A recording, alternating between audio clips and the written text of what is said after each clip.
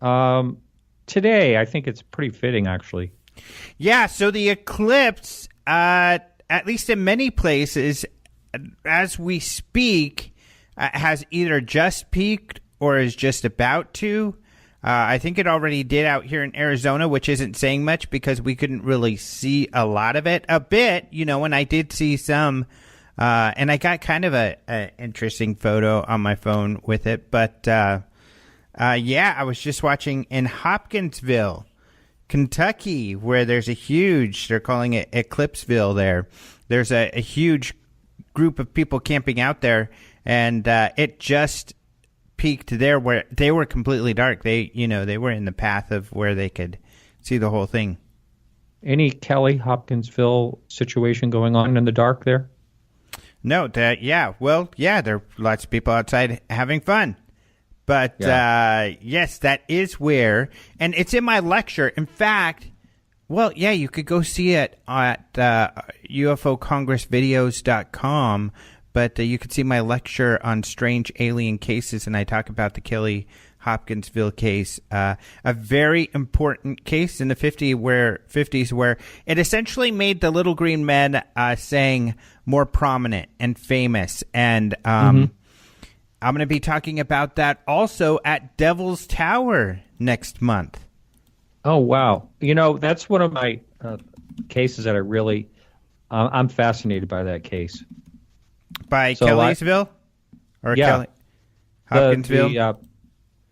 The incident, when they were up on the roof and they were shooting at him, and it was just really great case. Quite amazing. They were horrified, too. Mm-hmm. Yeah, I'll be talking about that at the Devil's Tower UFO Rendezvous, which is going to be at Devil's Tower in honor of the 40th anniversary of Close Encounters. I'm really excited about this. It's going to be in Hewlett, Wyoming, and you can go to Devil's Tower UFO Rendezvous.com to see more about it. About Jan Harzan, Mark D'Antonio. Right, told me about that. Well, I don't think I told the listeners, though. Debbie Ziegelmeyer, Chuck Zukowski, Travis Walton, and Richard Beckwith will all be there speaking. I'm excited because I'm going to be talking about Spielberg. And so I'll be talking about the Kelly Hopkinsville event because that inspired Spielberg many of his movies. Wow. I don't know if I knew that. That's interesting. Yeah, if you would have saw my lecture, but I don't think you made it to the conference. You should see the lecture because if you're interested in that, you would love it. Otherwise, maybe this one will get recorded and I'll be able to upload that or something. But, yeah. Yeah, right. So what's the date on that? September 14th through the 16th. And, I'm a big Spielberg fan, and I've been following all of his UFO interests, so I've accumulated a lot of information and videos of him talking about UFOs. So, yeah, I'm excited for the opportunity. Great. But speaking back to the eclipse, can you see a lot of it? I mean, is it really cool where you are? Well, I downloaded the iPhone app that Jeffrey Bennett, the astrophysicist that you and I both know, he created the app, and it shows that as we speak right now, it's peaked in my area in the state of Maine.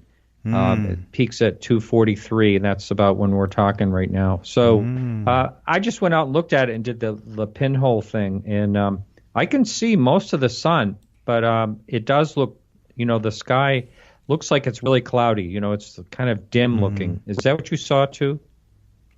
Kind of, but the pinhole thing, the best thing is to get the glasses. I know. By far, so you could see something. Because otherwise, the pinhole thing, which is kind of what I did, is boring. I've done that before. But really, unless you're really close, it's kind of just like any other, eclipse. But what's amazing about this, and I do regret it, not going to somewhere where I could be with the full eclipse. And I know I'm going to regret this for a long time. But hopefully I'll have to go to another country to get that opportunity sometime. Yeah, I know. It's funny how it just did a swath right across the country. And Pretty cool. People are gathering, gathered from Salem, Oregon, all the way across the country. Mm-hmm. Cool stuff. Now, also, what's cool about this, if you go to the Google search, of course, they're featuring, just google.com, they're featuring the eclipse on their little thing on the top, as they usually do, you know, the little graphic, they feature what's going on, so the eclipse is huge, so of course they're featuring that. But what's funny is aliens are involved. So if you go look at the Google graphic, it's super cool. It's essentially aliens bouncing the moon back and forth. Little green man in there, too. Mm-hmm. Pretty cool. So what's funny about this, too, is, of course, there are a lot of conspiracy theories about the moon, and the moon being artificial and being brought here by aliens and that sort of thing. And largely because of this extraordinary phenomena that the moon, so the sun is 400 times larger than the moon. However, the sun is 400 times further away than the moon. And that's awfully coincidental because that's what makes this opportunity of what's happening today be possible, is that coincidentally those two factors make it so this small object can pass in front of this humongous object and appear to be the exact same size. Isn't that something? So, you know, eventually they'd say the moon moves away a little bit, so it won't. Well, this type of eclipse isn't going to happen for a long time, right? Again.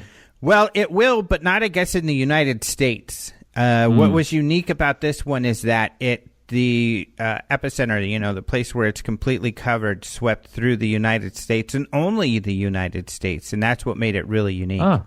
Wow, I didn't know that. Wow, that's interesting. And a great opportunity for those in this country to go get off our butts and not get mucked up in daily life like you and I did and miss again.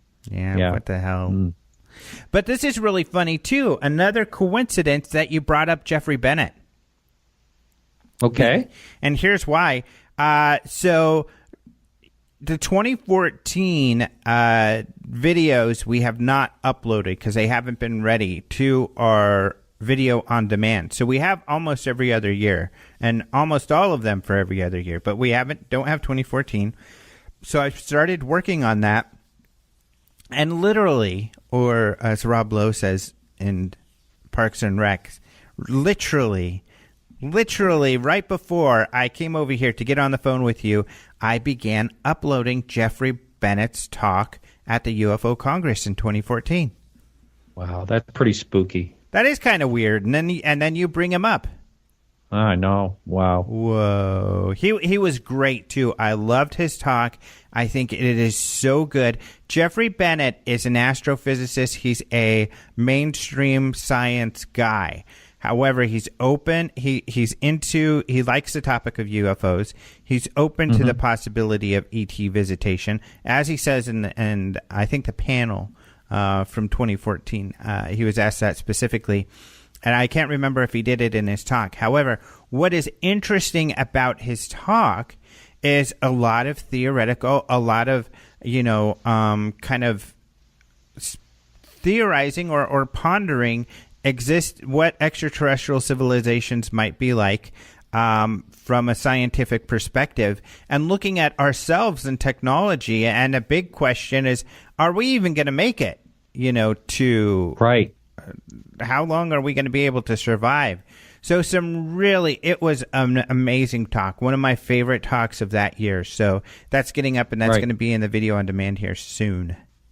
One of my favorite sayings of Jeffrey's is, he was also a visiting scientist at NASA, too, as well. One of my favorite sayings is that he and some colleagues have talked, quietly about this situation, that they think that if any intelligence can get through the bottleneck of technology without blowing themselves up, they will indeed be traveling the stars. Yeah. It's a phrase. Really cool concept. And he kind of talks about that at length on this lecture. Really cool stuff. Yeah, he's great. So there was another coincidence. Oh, no, there wasn't another coincidence. But I have another update. Okay. You ready for this one? Yeah, I'm ready. Moving on from the eclipse, which is cool stuff. And, of course, people are hoping to see some UFOs and stuff. And I'm sure some people will claim to, whether they not are truly anomalous or not, we'll find out, I guess. But so I guess where I'm going to be in a week from today. Let's see. That would be near the end of August. I have no idea. Mars. I knew it. It was right on the tip of my tongue. No, sir. So what do you mean, Mars? Did you really think you thought I was going to be on Mars? Not really. Yeah, these wild claims, of people going to Mars, I'll be able to confirm them or not next week. No, actually, I will be on Mars, but it's actually the set of Mars. Although I'm not traveling all the way to Mars, it is far. It is Budapest. Are you serious? Yeah, so I'm going to be traveling to Budapest for like 3 days, or not even that. The traveling will be 2 of those 3 days. Yeah. To go to the set of Mars. So, the Science Channel has had this Mars series going, and really cool series. And they're starting to shoot for the 2nd season. And so I've been invited to come out for that, to check it out, do some social media kind of fun stuff, and then write some stuff online. And so, the set of Mars for the Mars TV show in Budapest. Amazing. You have the greatest life. You really do. I don't know. You get to do some amazing things. I do get to do some fun stuff. And you know what? What's funny is a lot of this stuff, this is journalism. And I think this is one thing people should understand about journalism and doing all this sort of thing, is that it doesn't pay. It's fun, but it doesn't pay. So a lot of journalists, or a lot of people, like a friend of mine, Aaron Sagers, he does the coolest stuff. He's hanging out with, stars, and he's spoken at the 2014 UFO Congress also, but he does all of these like conferences where he does panels for sci-fi conferences and comic book conferences and stuff like that. So sometimes you get to do, or Ben Hansen, for example, he gets to do lots of fun stuff. But it's not like it pays, which is a big struggle for him because he's trying to start a family. But it is fun stuff. But there's a sacrifice. So it just means, you got to be able to and willing to do some of this kind of stuff without compensation, essentially, but for the adventure of it. And I'm all for that. Yeah. Oh, yeah. I mean, you really got to, when you have a family, you have priorities. I can understand the struggling, but also the independence and to be able to do exciting things is very alluring. Very hard to say no to. Awesome. Who's the guest today? Oh, good question. That's a wonderful question. It's probably something I should have started off with. But such exciting stuff with the eclipse and everything. Richard Hoffman is my guest today. Oh, yeah. I've had him on before, and he's part of the Scientific Coalition for Ufology, which is an organization that was created actually to investigate that Puerto Rico UFO case. So I've had him on before to talk about that case, which is pretty exciting. However, what we're going to be talking about today is an article that some of you might have seen on openminds.tv talking about the spook lights of Cloverdale. So there's a place in Alabama, which is where he, until recently, was the state director of MUFON. He's actually been in MUFON since it started, literally. But he resigned recently. Because he's very into the scientific kind of aspect, and MUFON's moved a little bit away from that, so he's decided to invest more time in the SCU and on some of these other cool projects that he's working on. So that's what we're talking about here. Just this phenomena, kind of like the Marfa lights or the Hessdalen lights, where there are these balls of lights, except this is in Alabama. Right, yeah. And I know I've seen some images of that, like the streaking across the sky. No, as far as I know, Richard has not ever done any streaking. Well, that'll be. I hope you brought that up and asked him. I didn't, so we'll have to save that for next time. Yeah. Or maybe you can have him on Podcast UFO and ask him about that. Yeah, he's been on before. He's really good. Really enjoy talking to him. Yeah, so that's the show today. Doesn't he always wear a bow tie, or am I thinking of someone else? No, he does often wear a bow tie when he dresses up or when he does lectures and stuff like that. Right. That's the guy. Fancy fella. Mm-hmm. So, yeah. Are we ready for a little news? Oh, yeah, let's talk some news. All right, I'll start off. This is interesting because you see this quite often, and that's and it's the title of it was "Did Fox News Catch a UFO Buzzing the U.S. Capitol?" Written by Alejandro Rojas recently. So I suggest anyone check this video out. I've watched it 2 or 3 times. It's really interesting because my first thought is it's a bird, going by. But then I looked really closely. There's absolutely no flapping of wings, which would be fine if it was going straight, horizontal across the screen or actually down. But it's on an incline, so there's absolutely no flapping that you can see, and it's sort of a yellow tinge to it. I don't know if you noticed that, Alejandro. I did, yeah. Yeah. So I've looked at it, like I said, 3 or 4 times. It's really hard to figure out what this is. Now, I know at the bottom of your article you wrote that it could be something like a Frisbee or something like that, which, is possible. It doesn't really – it seems like you'd see the shape of a Frisbee, going past the screen. I don't know. You'd have to do some tests with that. Have you shown this? I know this was presented to MUFON by someone who, did a video and screenshot of it. But did you show this to Mark D'Antonio or anyone like that to get his opinion? No. As far as I know, Mark has not seen it yet. Now, MUFON does its own investigation, so I was going to kind of see where they'll go with this, and we'll see. The leading theory is a Frisbee. And I can definitely see that. In fact, there's a lot of people who were upset about me posting it. And like, this is a Frisbee, it's obvious. But of course, just like any video, people are fighting about it. Arguing over what it might be. Because a lot of people are saying, there's no way it's a Frisbee because it shoots up, in this other direction. And if it's a Frisbee, it might be a yellow and white one because the leading edge seems to be light in color. And I can't see anything. It doesn't look like it's rotating. Spinning. Right. So, although maybe you wouldn't be able to see that spinning, I think what we'd have to do is throw a Frisbee, fling a Frisbee, fly a Frisbee, because it's smooth. So, I mean, it's flying, and see what happens. There is, of course, this is Washington, D.C., the capital, and there is a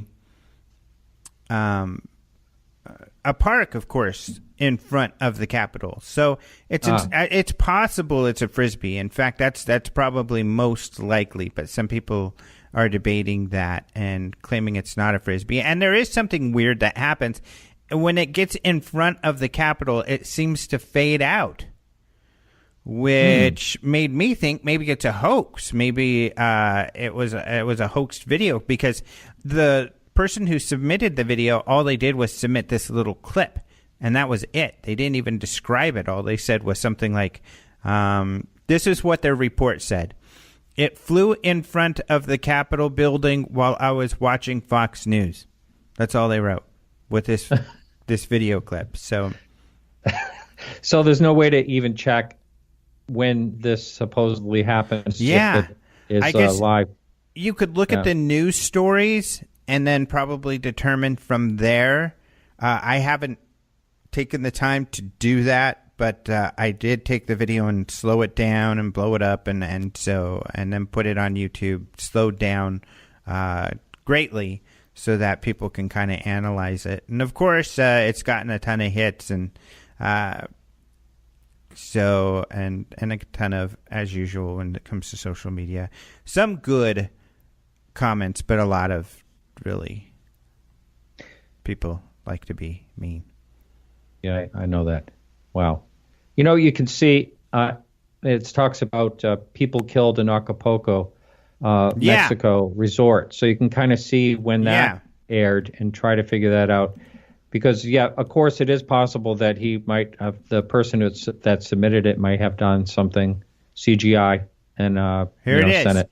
That story looks like it was on August 13th and or 14th. So that was just about a week ago. Yeah.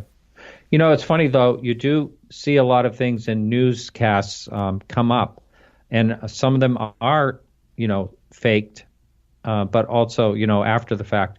But some of them are most likely like birds or bugs or something like that. Yeah. Well, they have their cameras on all the time, so. Mm-hmm. And there's only one case, and I can't even remember when and where it was, where they were filming news where they actually did stop and film what was in the sky. Do you remember what I'm talking about? Did you see that? Well, I'm not sure if I'm thinking of the same one you are, but there was a case in Colorado where they were actually going out there to film a UFO story, and they captured one of the objects on video a little bit there. And so that was pretty interesting. They were white orbs. I know, like, Rich Hoffman felt strongly it was a Google balloon, and they were the whole flap out there that was happening were Google balloons, and there were Google balloons flowing in the area. However, I'm not so sure about that, because the Google balloons, at least for that period of time, had, or at least most of them, and according to Google, they have tracking devices on them. And as many people, and I linked to some of the people who looked into it found you can go to those airplane like flight tracker sites. I think one's called Flight Tracker, and you can track those Google balloons so you could see what's in the area. And some people were able to see where the Google balloons were at the time. And so, so it's pretty interesting. All part of investigating. Another interesting story we have that I would like to point people to, otherwise I think we're about out of time, is a story from Linda Zimmerman. So Linda Zimmerman did the Hudson Valley UFO book. She wrote that. And she wrote a story for us, or an article called UFOs Flying Dark. And it's a really great idea because, there's all this controversy. Why would UFOs have lights? Why are UFOs all lights in the sky? And she wanted to make the point that there are objects seen that don't have lights on them. And so that's the article she wrote about, mostly triangles seen at night without lights on them. So some really interesting sightings. Wow. Yeah, you don't hear that. That is funny you say that, because I have heard people talk about triangles without lights, but not any others, really. I mean, the one, amazing sighting I had no lights on it, but it wasn't really dark either. It was, twilight. Wow. So, and that was a disc.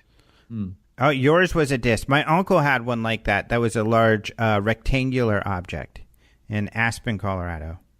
Mm-hmm.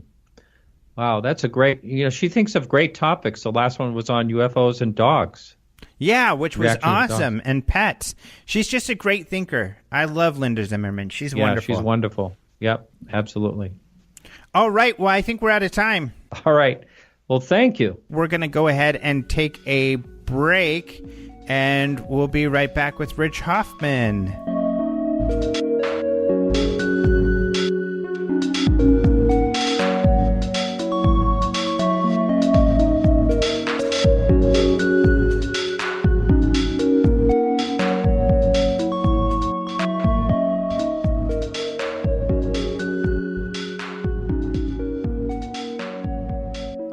I'm happy to welcome back to the show Rich Hoffman. Hello. Hey, how you doing, Al? Good. It's great to talk to you again. How have you been? Well, I've been busy between work and family life and everything else. It's been hectic, but it's been great. This is a good summer. I'm looking forward to my vacation next week at the Hilton Head. So there you go. Mm-hmm. Oh, that sounds fun. So things have changed a bit since we last talked to you. So you're no longer a state director with MUFON. Yeah, I basically resigned my position as state director as well as the director of strategic projects. I'm basically now just a lifetime member because I was a benefactor prior to that separation, and so that's pretty much it. Mm-hmm. And there was a weird noise. Did you hear that? Yeah, I sure did. That was very strange. I wonder if the listeners could hear that too. That was really weird. But anyway, so you're not with MUFON anymore, but you're still doing UFOs. I sure am. I'm not going to just turn away after 52 years of studying them, and I'm going to keep on investigating, and that's what I like to do, and I probably will do as long as I'm still upright and above the ground. You were with MUFON for a long time, though, right? Didn't you join in, what was it, 1969 when they started or something like that? You got it. I'm one of the. I think I joined right in 1970. They had started it in May. I guess they incorporated it, let's put it that way, and they were the Midwest UFO Network at the time, and I'd seen an announcement about them coming into existence and immediately sent in my my interest. And so I've been with them for a long time. I wish them well. I certainly do. I think that my separation was based around some of the movements I saw that were kind of like away from science, and certainly the last symposium, in my estimation, wasn't really helping to support science. So I decided that I was going to move on and go towards more of a scientific bent, and that's pretty much where I'm at. Mm-hmm. Now, you know what? I want to take a minute to talk about that. Not MUFON, really. I think you explained that well enough, and of course, I've talked about the symposium, but I mean the importance of science, because I don't know. I guess it does get a little bit concerning. I know for you and some of our colleagues, when larger organizations or people in general kind of move away from it, and I guess. What are the sentiments you hear out there? Why do you think it happens that people move away? It seems that, I want to get your opinion on this, science is hard. It's rigorous, and a lot of people seem to get kind of disappointed or impatient. Yeah, and that's very, very true. I think that my take on the whole thing after my 52 years of watching it has been that, overall, we as a culture, have shifted kind of away from science as being something that the everyday person has an interest in. Although I will sit and say that there's still a good number of people who like astronomy, who like meteorology. There are people who are in engineering. But even, in a lot of those professions, the number of young people are not going to some of those things.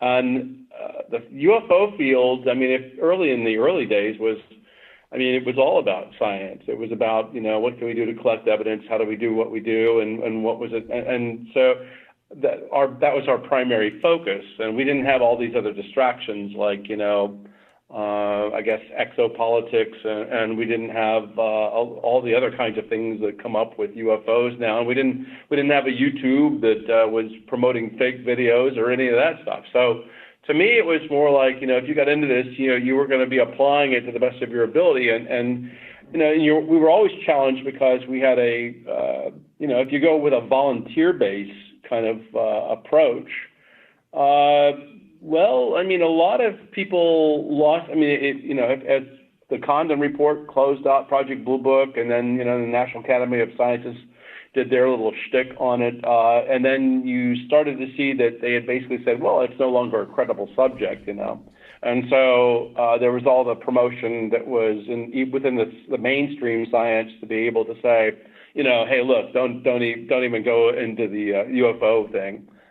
Jokingly, I saw a thing where I was on a site where I was going to look at how do I write scientific articles, and on the front page of that was don't do anything on UFOs. And I'm going like, okay, well, there's a message right up front. Don't bother to do anything like a journal or anything like on this UFO subject. So I guess what I'm trying to say to you is that there seems to be a rise in the level of younger people to be very naive and gullible. I think I've talked about this in the past, but there's a lack of critical thinking skills that we see. I was in the training and development profession, and we were alerted to the fact that we didn't see students and younger people at the time, and this was like years and years ago that I was doing this, but that we were seeing that critical thinking was a major concern for students, and we had to change our way we were doing things. And it has risen to the top, but then couple that with all of the social media that's out there that gives you just erroneous information and very bad information. And pretty soon, you're off into La La Land, and you accept La La Land as being the norm. And so when somebody comes in and tries to apply a very scientific approach or something like that and use that rigor that you're trying to talk about that you have in science, it just doesn't seem to rise to the level of being of interest. And, I'll say this much, Al, I think that, MUFON was attempting to try to put, and do its best to be able to create science. And Jan was also working with me to be able to get technology and put in place. But the struggle that we continued to have was that, again, we're getting maybe an ex-witness might sign up to say that, hey, I want to be an investigator. And that doesn't mean that they're necessarily good at it, right? Mm-hmm. And it doesn't, despite the fact you offer training, it doesn't suddenly make them start thinking in a scientific way, And so you run into problems there. Even if you handed out technology to people, would they even understand what that particular technology does or how to use it in the field? And so there's those challenges. And we just haven't seen a whole lot of scientific-minded people that are coming into the field. And the only thing that I've seen, and I'm very encouraged by it, by the way, but there's a number of small projects that people are doing from people who have been in it for a long time, like Mark Roediger is doing with UFO data. That Ron Olds was doing out in California with putting together his technical package. Shallon Holt is doing something with basically getting some data, and then you had Mark D'Antonio and Doug Trumbull that were looking at UFO. So there are these little projects, and because technology has definitely come down in cost, they're trying to assemble devices that would be able to be beneficial in getting data, and that's what this phenomena has needed all along. Mm-hmm. It's not another report from some witness to say, I saw a light in the sky 20 years ago. That's not going to get at us anywhere. And we're not even hitting the other parts of the spectrum, we only see photos from cameras and, what about the infrared? What about ultraviolet? What about, all these other kinds of things that we can get from that electromagnetic spectrum? So if we attack it in a very broad way and then look at this, we might be able to do something where we might actually be able to get some results that are meaningful and some helpful data. But it's not the collection of just testimonies from people that said that they saw these objects. That's not going to get us anywhere. Mm-hmm. We've got 70,000 cases in MUFON. Have we made any convincing strides towards producing evidence? No. We've got a lot of good cases that seem to be rather unexplainable, but yet we still struggle with the fact that we can't provide anything that makes a dent. And as close as we've come so far, I guess, might be the Aguadilla case, in the sense that you do get something that's kind of interesting in the sense that it's an infrared kind of video. But anyway, we're lacking those kind of other kinds of tools being applied. And again, it's more scientific mindedness and a definite specific approach that has to be taken. And that means we need to get those kinds of people who think that way together. Yeah. And You know what I'm saying? And that's the critical thing we've got to be able to come up with. Yeah, and I understand MUFON's movement and the intense pressure, because when I was doing PR, we get so many people, why don't you do this? Why don't you do that? And I used to always say, well, we can't do everything for everybody. There's other groups doing some of those sort of things. Yeah. We've got to focus on what other people aren't doing, which is our mission statement, which is the science. But some people get disappointed with that, and so it's always a struggle. But it's great that because my heart, even though I cover everything in this field and I try to cover, what's going on out there to share with people, my heart is in the science area. So I've always try to keep an eye and grease the wheels and keep that sort of thing happening. It always makes me think of that JFK, and let's see if I could do a good impression. It always makes me think of his quote, "We chose to go to the moon in this decade and do the other things not because they are easy, but because they are hard." Wow, you did that very well. Did you like it? Did I do okay? I like that. You did a great job, Hal. Wow. I think you could be in the next movie, and that would be great, and you could play the part. That would be fun. I'll do that. But yeah, exactly. I think to me it's like one of those things where it's like, and that's precisely, it's hard, but it's also doing it smartly. So I think that, if we focus our efforts on going after like what we can and tackling the best cases we can come up with and going into greater detail. For example, we couldn't figure out what the Aguadilla thing is, and we spent 2 years looking at that. But there are cases like that you need to spend a lot of time, and you really need to do the digging, and you need to have scientific-minded people approaching it. It's not just like, let me fill out a report form and have it done within a 90-day window. So I think that, there are some cases that warrant the fact that you spend a lot more time on it, and you should do a full court press.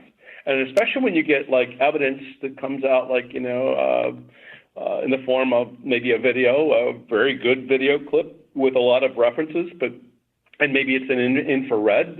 That's something relatively new to us.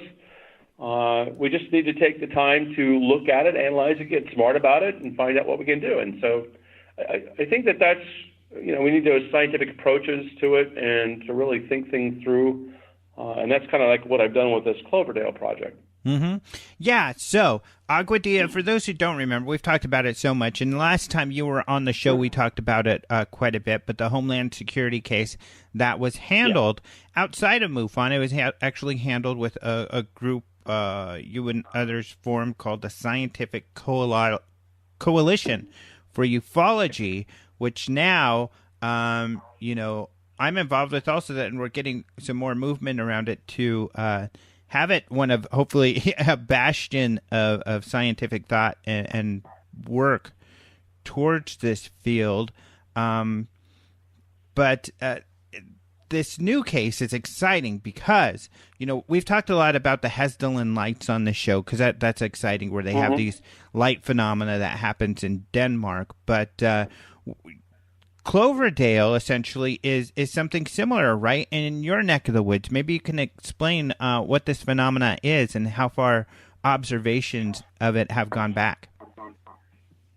Sure. Well, I live in Huntsville, which is, if you look at it, it's like maybe 15 minutes south of the Tennessee state line, and it's in the middle part of that northern section of the state.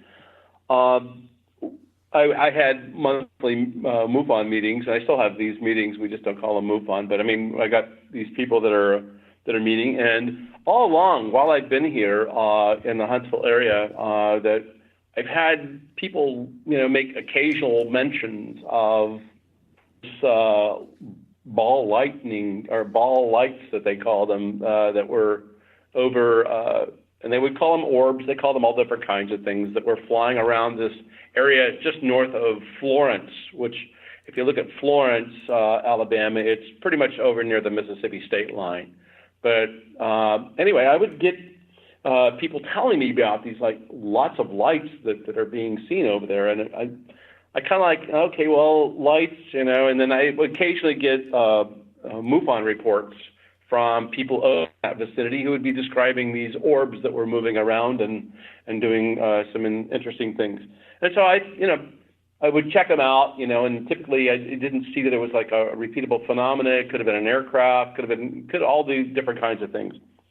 Well, I got a hold. Actually, I was contacted by a gentleman by the name of Wyatt Cox. In fact, he contacted me several years ago and mentioned something about these lights that were over in an area of Cloverdale, and then we just recently got back in touch with each other. And of course, now I've got a lot more time because I'm not doing the MUFON stuff, but I said, well, let's focus on that. Let's see what it is. So basically, what I did is he's published a book. It's called, I believe, the Cloverdale Spook Lights. And anyway, and he had him and another friend of his that I guess they were living in the Florence area became aware of this, and these lights that were moving around people's farms that are up in that area. And they were saying that they would see lights that would be rather large, that would be moving around, and in fact they would be, going up near trees or in between trees, and then they would get up to a certain altitude. And anyway, these things were being reported by the residents, but nobody, or they would talk about it, and it's kind of like, oh, there's those lights again, they didn't report it. And so consequently, it's like, turns out a lot of residents over there know about this thing. Well, he became aware of it, and him and his friend spent from roughly right around, this is right around the 1973 time period, and basically they were starting to see reports, just like, 1973 was a very hot year for UFO reports in general.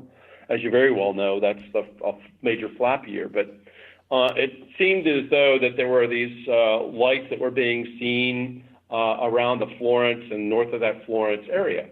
And so him and his friend would go out and they would try to see what they could find, and they got permission to be able to go on people's farms and some clearing kind of areas, and they started to document the fact that there were these lights that were out there. And in fact,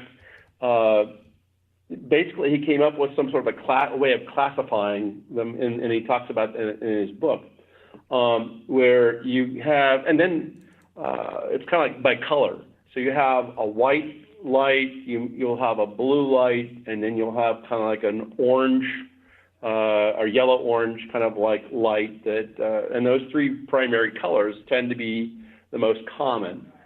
The sizes were interesting in the sense that the white and the blue tend to be roughly 2 to 4 feet in diameter, while the yellow-orange tend to be about 8 foot in diameter.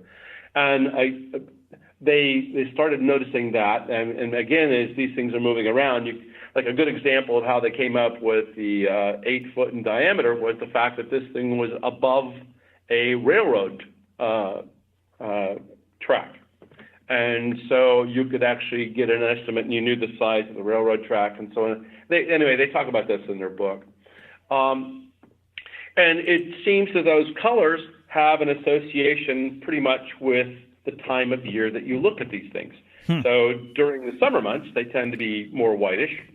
As the days get cooler, or the nights get cooler, and toward the fall, they tend to be more in this yellow-orange. The blue ones kind of like, are popping up here, there, and everywhere in terms of the time period, at least as far as I could see from what I've learned so far. But definitely in the cooler nights from a period of like about October through maybe like, about March or something of that nature, or April, you could go into this area, and they tended to be that large variety. And the frequency of them could be that you're seeing many of these things, and they generally are just after sundown, and up to maybe like about midnight. That's when they were out there, and so you could, on some nights, you'd be able to go out there and see as many as 3 or 4 of these things. Wow. And the other thing is that they don't seem to be impacted at all by wind. So you've got these lights that apparently they said that they seemingly move up from the ground, and they start rising, and they're moving in a straight line. They tend to go east and west or west to east, and they are basically, like I said, not impacted by wind. They tend to be these balls of, if you would, like a plasma or something like a ball plasma. You had a situation on one particular case, and this was in the newspaper articles for the Florence paper over there, that spoke of a woman who saw an object, and then a short time after that, feathers came flying out of the sky. Well, that indicates that maybe a bird went into one, and was immediately zapped or something. You have, but I mean, again, so this repeatable phenomenon that you can actually go take a look at. Now, for the most part, we believe, I think we're all pretty much in agreement that they are a natural phenomenon, and especially when you look at other, the fact that there seems to be these areas where you have those kind of multiple things. So if you look at it, like, Dr. Harley Rutledge talked about the Piedmont sightings in 1973 that were going on, and these lights that were moving around. You have the Marfa lights. You've got the Brown Mountain lights. And by the way, we just basically looked at Joshua P. Warren's presentation that he gave several years ago for you on the Brown Mountain lights. And in fact, we took a look at that video, and a lot of his descriptions and things, like he said, and him and I have been in conversation with each other, are very, very similar. I mean, going back to the time of the year and the fact that it's cooler, and that seems to make these lights a different color and more frequent. And, he was looking at it from the standpoint that it might have some sort of relationship to what they call K waves, and it's like space weather. If you look at some sort of space weather relationship, that there showed that. Plus, in the Brown Mountain area, you've got a large number of fault lines that are moving along this mountain chain, if you would, where if you go look at for the geophysical kind of like maps for the area that we're talking about, you'll see that there's maybe like one fault that's going north to south, but it's a very small one. And we've got to take a quick break. And then we'll talk some more about that aspect of it. But you mentioned 1973 was actually the year I was born. And I suspect, there's a video out there that relates to how I believe I came to this planet. It's called Rocket by Baby. It's a Bugs Bunny, the Looney Tunes. So Google Looney Tunes Rocket by Baby if you want to see my origin story. Do you remember that video? I sure do. Yeah, that's a great one. I had mentioned Hessdalen before. But in the Hessdalen lights, what was surprising, he said this at, what's his name? Eric. You're talking about Erling Strand? Erling Strand, yeah, at the MUFON Symposium that you and I both spoke at, and then at our UFO Congress last year. He has been investigating those lights with a lot of different devices and things like that. He had mentioned that, a lot of people out there believe them to be some sort of, natural phenomena. But he disagreed. He felt there was some sort of intelligence behind these objects. You mentioned earlier that you feel that the lights here in Alabama and possibly the Marfa lights and others do have a natural an answer that may lie in like some sort of natural phenomena, you think? Yeah, I think that we all tend to seemingly agree that they tend to be some sort of a ball plasma of some sort of nature. And it's like anything that I think going back to whether or not these have some sort of sentience and can think, and they don't. I mean, for example, these move in a straight line, and they may disappear, and then suddenly they'll come back and appear. But they eventually go out. They at least the ones over in Cloverdale now, they're moving in pretty much a straight line path. Mm-hmm. And where you might, and you see others that have a little bit more deviation to them in terms of their flight path or the path that they take.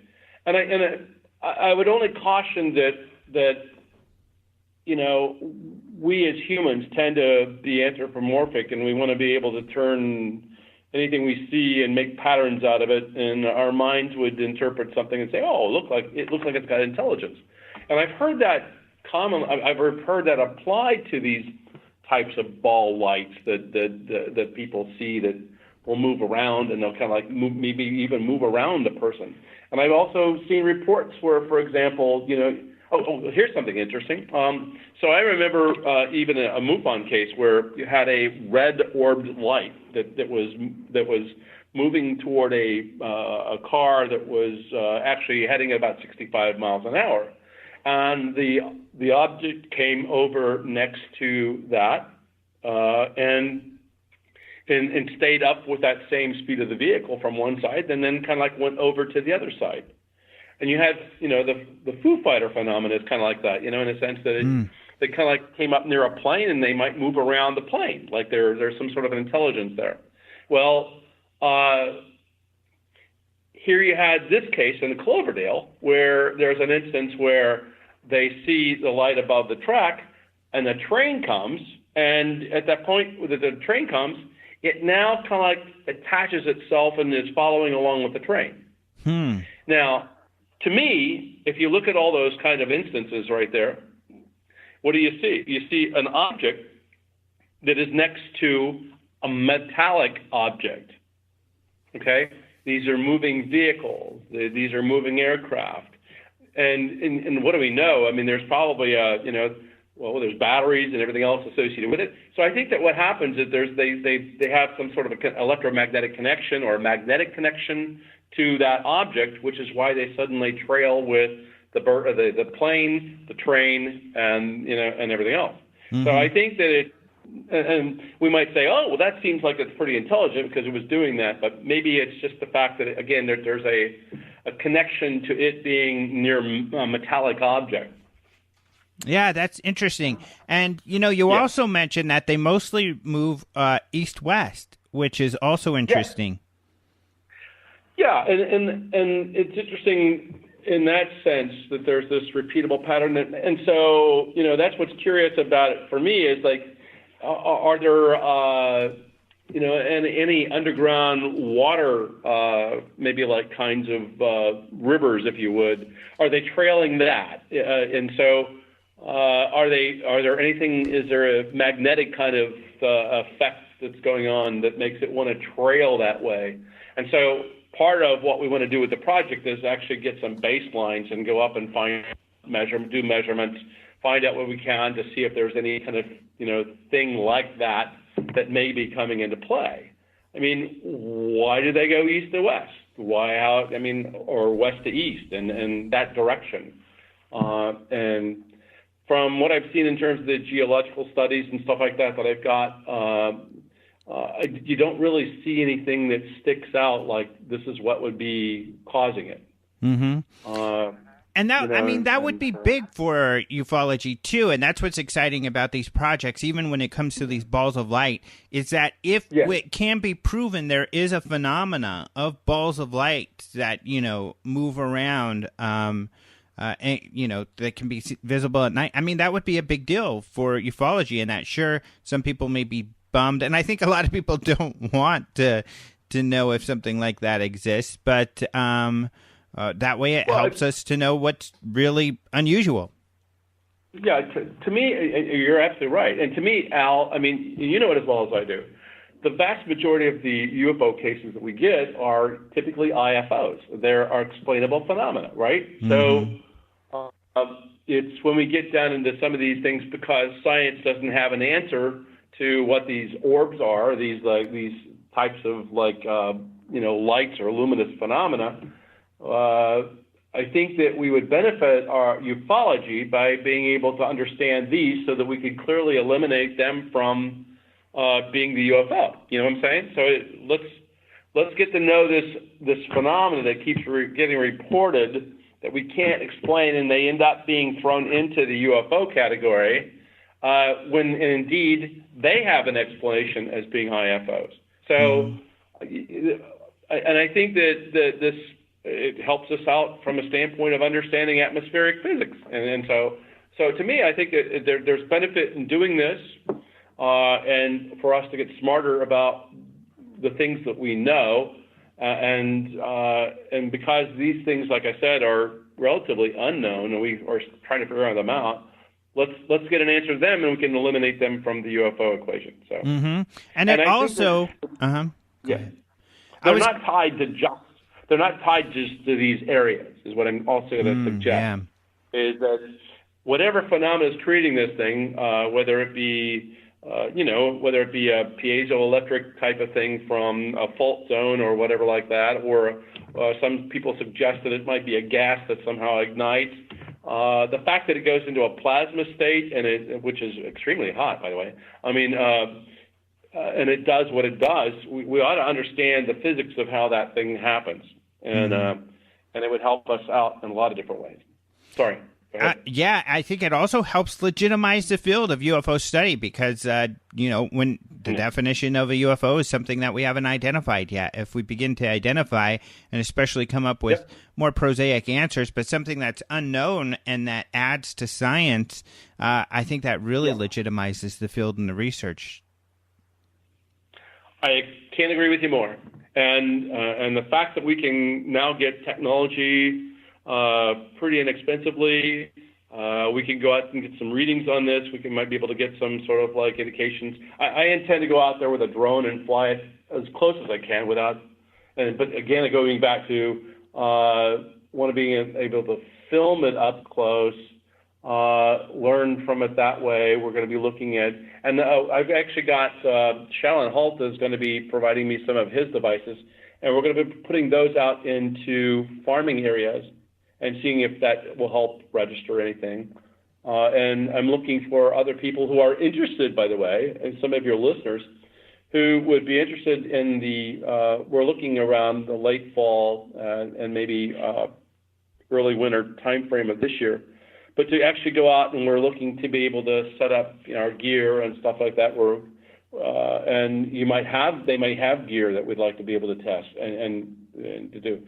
Anything to gather data that we can. So that's kind of like where I'm hoping to go. And I've been building a project plan, looking at the types of things and trying to set up, different kinds of experiments that we can do.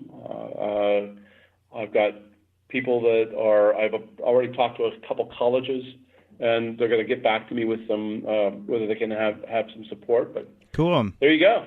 Mm-hmm. Yeah. That's really cool. So, yeah, that's kind of the future of what you're doing here is that, you want to take it to that next level. So I guess what you're going to be doing is kind of similar to some of those projects you had mentioned earlier, Hesdalen being one of them, but like the UFOTOG project or UFO data, where they're putting together kind of these viewing stations, right, where they can film and get other types of telemetry on these objects. Yeah, and exactly. And what we lack is, and throughout this whole, UFO phenomena is good data. And that you're going back to the point where I think a lot of people feel that the scientific study of UFOs has been a waste. It hasn't given us anything, right? But we've never had these tools before until now. And we didn't have people that were willing to go out and to do this kind of like level of grunt work and rigor.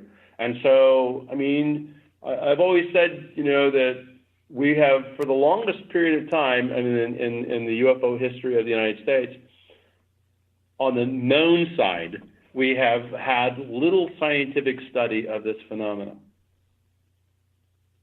Mm-hmm. We've had scientists who sat there and read reports, but what I'm saying is engaging and putting equipment out, and there's very few of that. You have people that, like Ray Stanford had Project Starlight International years and years ago that I was impressed with, where he actually had some equipment and there's been maybe a few others, but it's not been done from a broader standpoint, and we've not attacked it. And we're just now getting started with that. So I think that we might be able to get more scientific data now than we could in the past. Why do you think that hasn't happened in the past? I think that, I think it's a matter that the technology wasn't there. Mm-hmm. I mean, who had a computer in the before 1980? I mean, who had that? When I did my investigations back in the early days of '64 and after that, I didn't have any equipment. I didn't have anything that I could really do. I had a pair of binoculars. I had maybe a Geiger counter. That's about it. I had a compass I could walk around with, but I didn't have any, and no funding to be able to do it. So it was all just me walking around in fields trying to do what I could do and going investigating cases. That didn't really amount to much. And then you'd hear about maybe some people that said, well, we ought to do this, but we just, the cost of technology was too great. I mean, now you can, your smartphone is way more capable of doing all different kinds of things. It's got a gravimeter. It's got all types of other kinds of things associated with it, the accelerometers. So my cell phone alone can become a tool. I just bought the other day a way that I can get a diffraction grating attached to my phone, and I can get a spectral image now. So, I mean, that's unheard of. I mean, you can use your smartphone to be able to record radiation. They've got little attachments to be able to help you to do that. So, you have Teslameter, which there's a little app that allows you to be able to do different things like that with the magnetic relationship. So I guess what I'm trying to say is that the tools are out there now. They're getting down to the root level, and now's the time to be able to attack it. And I think that that's why it wasn't done in the past. They just didn't have tools. They couldn't get money for it. Yeah, resources. I mean, the few groups and not only that, people seem not as excited, unfortunately, with some of those findings. I guess it's always kind of the case with science. I just got done watching the whole miniseries on Einstein Genius from National Geographic, which was great. And he had sort of the same problem. For some reason, he became famous, mostly probably because of his hair. But unfortunately, people didn't care about the details of things he was excited about often. Because even France, for example, they've been able to spend some resources, and they have discovered some cases in which there was a physical effect, an electromagnetic effect in particular in a couple of cases, and they're really excited about that. And that has actually, even those are old cases, inspired them to continue investigating UFOs to this day. So there is a little bit of science that's been done out there, but it takes a lot of resources and time and money and equipment that just so far, civilian researchers haven't been able to afford. Exactly.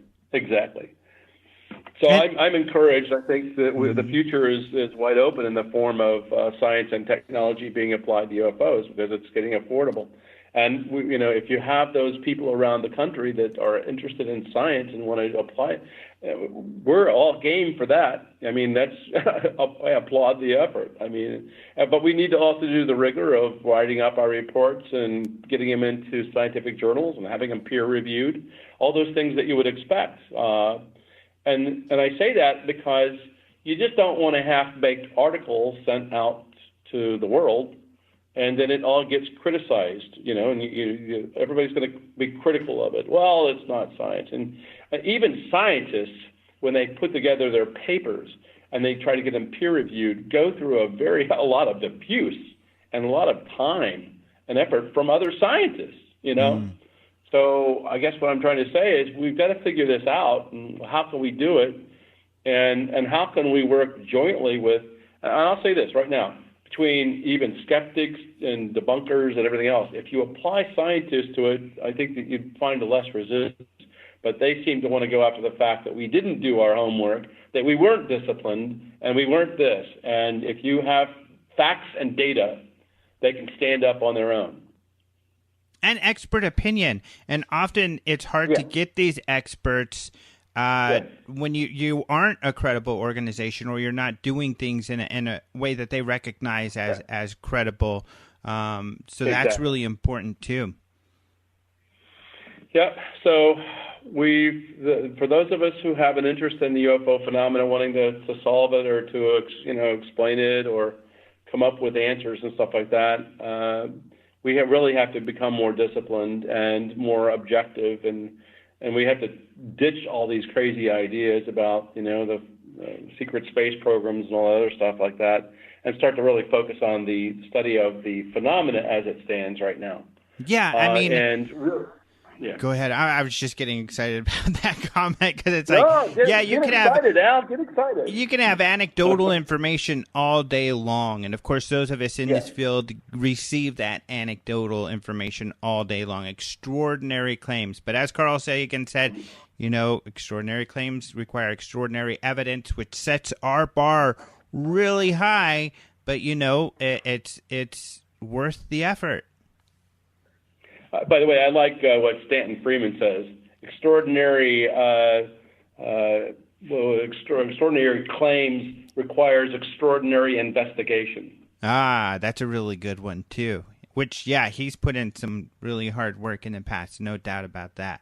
Well, we're pretty much out of time, but I am really excited, and that's what's fun, bringing people like you on, because there are people, and I know a lot of our listeners who get kind of bummed, with when they see a lot of groups or organizations moving towards the fringe. Not that it's, everybody has a right to do what they want, but it's scary to see people move away from some of the harder stuff that I think is going to be more fruitful, especially with getting the mainstream involved with all of this. And so it's great to see people like you that are continuing to just kind of roll up your sleeves and get at it.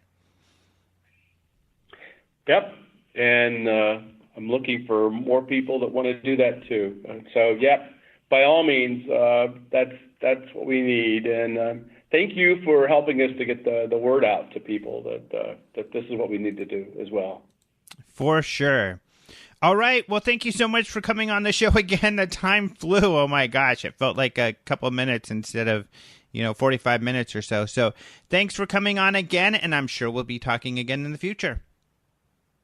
All right. Now, you have a nice one. Nice summer, by the way. Yeah, you too. Thank you so much to Rich Hoffman for being on the show. Really exciting stuff. It's so cool that, there is science being done out there, and that there are people doing the hard work to try to investigate some of this phenomena in a more scientific way. I know it's a lot of hard work, but it's so worth doing, in my humble opinion. And I'm very happy that people like Rich are doing this. Now, he talked about the Scientific Coalition for Ufology, and they are the group that investigated the Puerto Rico case that, we've had Robert Powell on, we've had Morgan Bell on, and we've had Rich on talking about that. You can see that report at the Scientific Coalition for Ufology website, which is explorescu.org, explorescu.org. You can see the video and get the full report. Also, you might see it online, especially like at the Open Mind UFO News Facebook group, people battling and kind of having ideas about what is in that video, and the SCU is taking a look at that, and they do take people very seriously. In fact, I think that they really do a lot of work and bend over backwards for the critics out there, because, they invite criticism, especially constructive, credible criticism. So they are trying to answer those questions, and you can see that at that website, explorescu.org. So we'll see what happens with that as time goes on. Will they discover this to be something mundane, or will it be discovered that it is something much, much more mysterious? Stay tuned. So you can check that out. Also, as we said earlier, the SCU is going to be doing more and more exciting stuff now that Rich has freed up time because he's not doing the MUFON thing. I know he and others are going to be spending more time doing some really cool research and, getting together people who are interested in the science of things. Otherwise, thank you so much for joining us. You can go to openminds.tv to find out about any of the stuff that we talked about. All of those stories that Martin and I talked about, openminds.tv. Of course, like I said, go to my Facebook and my Twitter account so you can follow some of my adventures coming up in next week. And my Facebook, you can just find Alejandro T. Rojas, and you'll see in parentheses Open Minds for that account. And then also for Twitter, it's just Alejandro T. Rojas. So please go check that out. I would love for you to join me on my trips, on my journey to Mars. Ought to be a lot of fun. Or Budapest. I don't know why, but I really, when I see the word Budapest, I like to say Budapest. I don't know if that's a real accent that people say, and I got that from television, but Budapest. It just sounds fun to do that, and that's how I like to say the name of that town, and it's interesting that I'll actually be there. But otherwise, UFO Congress, lots of new stuff going on there. You can go. There's new videos up on the video on demand, including my video and what Ryan Sprague we've got up there. And I've got more that'll be coming up next week. So also UFOcongress.com, and you can see some of the speakers that we've listed. In fact, one of the people we're going to have is Ann Druffel. Some of you that are know her will know how exciting that is because she hasn't been around for a while, and she's been a researcher for many, many years. So that's going to be a lot of fun. And yeah, just go to ufocongress.com to see more because I'm running out of time. And I want to say thank you. I want to say thank you to Caleb Hanks for the opening and close music. I want to say thank you to Systematics, who created that bumper music for me. I also want to thank KGRA for hosting Open Minds now. I hope you KGRA listeners are enjoying us. And then I also want to thank Martin Willis from Podcast UFO for joining me with the news. He's always a lot of fun. He is a goofy fella. So thank you to everybody. And of course, as usual, thank you to you, the listener. I am so happy that you listen. Go check out the Devil's Tower thing because, again, I love to see listeners. And it's always fun to see people who listen to the show and say hey and see what you look like and all of that good stuff. Happens at every conference, and it's a lot of fun. But anyway, you can